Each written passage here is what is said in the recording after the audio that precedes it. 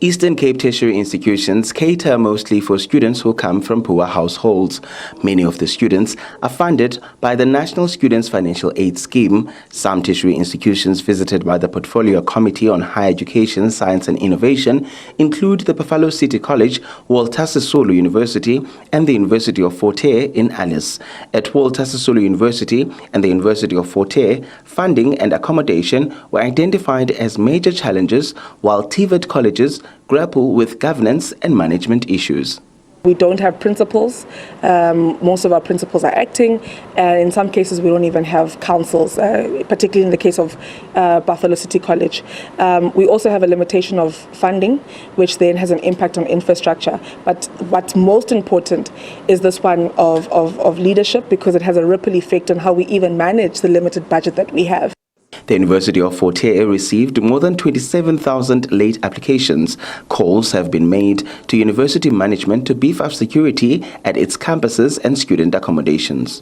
University of Fort Hare residences has never had securities in all residences. As I was saying that we have 50 residences, but when you check securities, it's only 20-something securities. Now you ask yourself, what about other residences? Now we have students who are fighting in these residences and there's no security.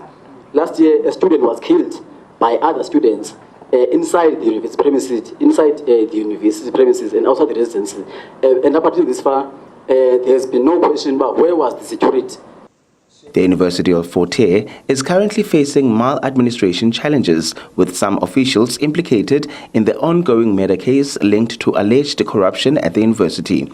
But management says it is working around the clock to stabilize the institution. We found a mess here. If there's one person who is willing to contradict me, I challenge them now. We inherited a very messy institution here. That was unstable, that was financially in the doldrums, that was having a difficult time across the board, whose reputation was in the bin, right? That's what we did.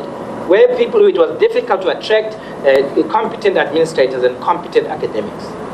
Where procedures were dead, where policies were not renewed. And so some of the things that we detail in the report, they speak to that, they testify to that we inherited an institution that was in a difficult spot.